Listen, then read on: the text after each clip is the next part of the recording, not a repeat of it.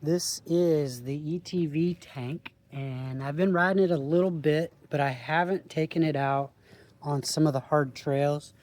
I will have a video coming up here probably in a week or two showing the details of this new machine. This right here is your release lever.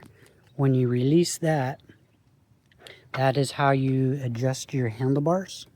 So up or down, depending on your riding style. There's reverse drive. Here is your headlights. Here is your speed mode. So you got the regular E mode, and then the S is like your sport mode. You've got your display up here. It shows you if you're in speed. It also shows if you're locked. You can connect on Bluetooth. There's your battery gauge, your speed, and you're probably like need a maintenance thing.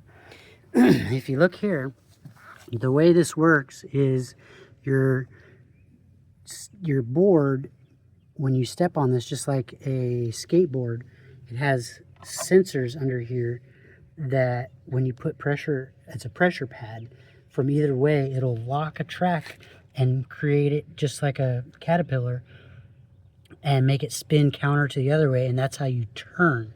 You can turn on a dime, and that the way you do it is has a sensor here and a sensor up there. It's like a pressure sensor, and if you look, it's got springs here to kind of give it some tension.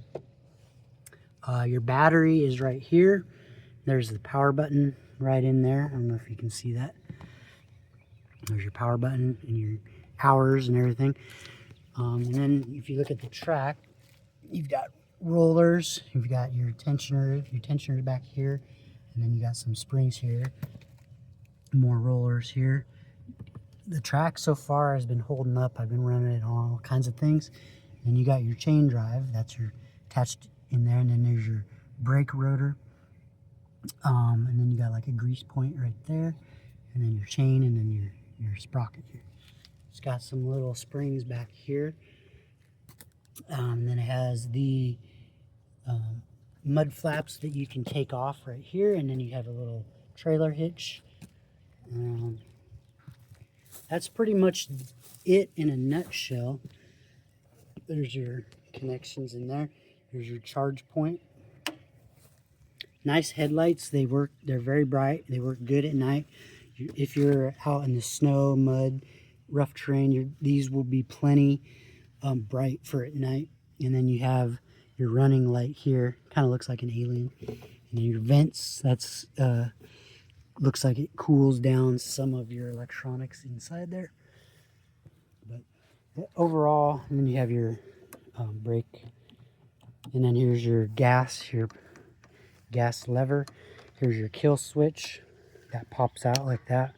That just like a wave runner or a Sea-Doo. That way, if you fall off, it doesn't keep going. And then right here is your start-stop button. And to release, it goes into lock mode if you don't engage it or use it for a couple minutes. And the way you release it is you pull once on the brake, and then it unlocks it, and then you can use the gas pedal.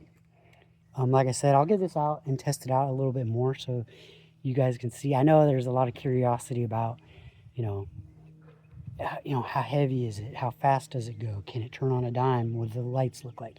So I'll answer a lot of these questions in the next couple weeks. Just been kind of busy. It's great fun here in the backyard. I mean, it is good in confined spaces because like I mentioned, it turns on a dime because you have one track going one way and the other track going the other way. It'll just sit there and do donuts. So got to be careful about tearing up the grass. I don't want to destroy my yard, but overall it's pretty light impact on the terrain. All right, more to follow.